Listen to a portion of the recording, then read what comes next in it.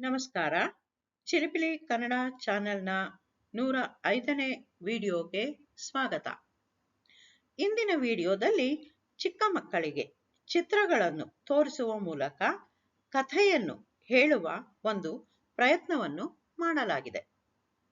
ಇಂದಿನ ಕಥಾ ಸಮಯದಲ್ಲಿ ಎಲ್ಲರಿಗೂ ಪರಿಚಿತವಾಗಿರುವ ಆಮೆ ಮತ್ತು ಮೊಲದ ನಡುವೆ ನಡೆಯುವ ಒಂದು ಸ್ಪರ್ಧೆಯ ಬಗ್ಗೆ ಹೇಳಲಾಗಿದೆ. ಒಂದು ಕಾಡಿನಲ್ಲಿ ಎಲ್ಲಾ ಪ್ರಾಣಿಗಳು, ಅಂದರೆ ಕಾಡಿನ ರಾಜನಾದ ಸಿಂಹ, ಹುಲಿ, ಆನೆ, ಕರಡಿ, ಜಿಂಕೆ, ಚಿರತೆ, ಆಮೆ, ಮೊಲ ಮುಂತಾದ ಪ್ರಾಣಿಗಳು ಬಹಳ ಅನ್ಯೋನ್ಯವಾಗಿ ವಾಸಿಸುತ್ತಿದ್ದವು.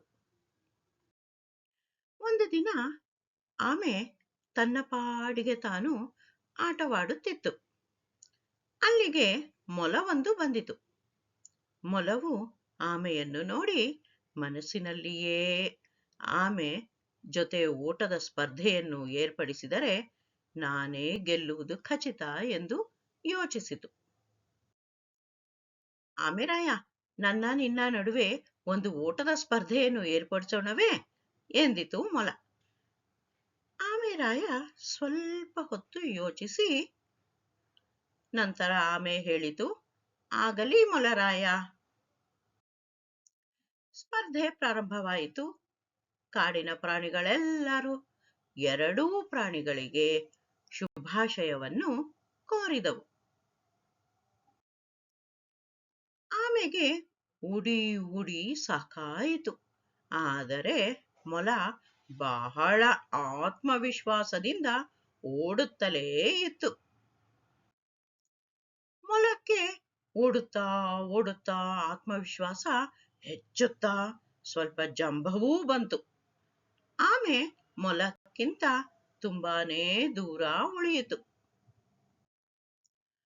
ಆಮೆ ಓಡುತ್ತಾ ಸುಸ್ತಾಗಿ ಬರುತ್ತಿರುವಾಗ ಅದಕ್ಕೆ ಆಶ್ಚರ್ಯ ಕಾದಿತ್ತು.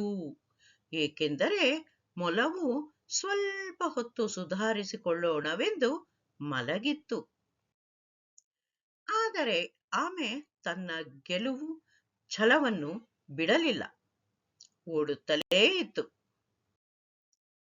ಮೊಲವು ಮಲಗಿಕೊಂಡಿದ್ದರಿಂದ ಆಮೆಗೆ ಜಯಶಾಲಿಯಾಗುವುದಕ್ಕೆ ಸಾಧ್ಯವಾಯಿತು.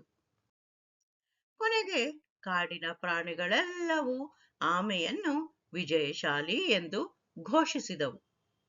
ಮೊಲಕ್ಕೆ ಯಾವಾಗಲೂ ಎಚ್ಚರಿಕೆಯಿಂದ ಇರಬೇಕೆಂದು, ಹೆಚ್ಚಿನ ಆತ್ಮವಿಶ್ವಾಸ ಒಳ್ಳೆಯದಲ್ಲ ಎಂದು ಬುದ್ಧಿವಾದ ಹೇಳಿದವು.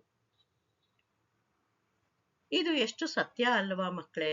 ನಾವು ಯಾವಾಗಲೂ ಅತಿಯಾದ ಆತ್ಮವಿಶ್ವಾಸದಿಂದ ಇರುವುದು ಮತ್ತು ಯಾವುದೇ ವಿಷಯವನ್ನು ತಿರಸ್ಕಾರ ಮಾಡುವುದು ಎರಡೂ ಒಳ್ಳೆಯದಲ್ಲ. ವಂದನೆಗಳು. ಈ ಚಾನೆಲ್ನಲ್ಲಿ ಬರುತ್ತಿರುವ ವಿಡಿಯೋಗಳು ಶಾಲೆಯ ಮಕ್ಕಳಿಗೆ ಮತ್ತು ಶಿಕ್ಷಕರಿಗೆ ತುಂಬಾ ಉಪಯುಕ್ತವಾಗಿದೆ. ಈ ವಿಡಿಯೋಗಳಲ್ಲಿ ತೋರಿಸಲಾಗುವ ಚಟುವಟಿಕೆಗಳನ್ನು ಮಕ್ಕಳು ಪ್ರಾಜೆಕ್ಟ್ ವರ್ಕ್ಗೆ, ಎಕ್ಸಿಬಿಷನ್ಗೆ ಮತ್ತು ಗ್ಯಾಲರಿ ವಾಕ್ಗೆ ಸಹ ಬಳಸಿಕೊಳ್ಳಬಹುದು. ಹಾಗೂ ಶಿಕ್ಷಕರು ಸಹ ಮಕ್ಕಳಿಗೆ ಹೋಂವರ್ಕ್ ಕೊಡಲು, ಓರಲ್ ಟೆಸ್ಟ್ಗಳಿಗೆ ಹಾಗೂ ಇಂಟರ್ನಲ್ ಅಸೆಸ್ಮೆಂಟ್ಗೂ ಸಹ ಬಳಸಿಕೊಳ್ಳಬಹುದು. ಪೋಷಕರು ಸಹ ತಮ್ಮ ಮಕ್ಕಳಿಗೆ ಕನ್ನಡ ಜ್ಞಾನವನ್ನು ಹೆಚ್ಚಿಸಲು ಮಕ್ಕಳ ಬಿಡುವಿನ ಸಮಯದಲ್ಲಿ ಈ ವಿಡಿಯೋಗಳನ್ನು ತೋರಿಸಬಹುದು. ದಯವಿಟ್ಟು ಈ ಚಾನೆಲ್ನಲ್ಲಿ ಬರುವ ಎಲ್ಲಾ ವಿಡಿಯೋಗಳನ್ನು ನೋಡಿ ಸಬ್ಸ್ಕ್ರೈಬ್ ಮಾಡುವ ಮೂಲಕ ಪ್ರೋತ್ಸಾಹಿಸಿ. ಧನ್ಯವಾದಗಳು.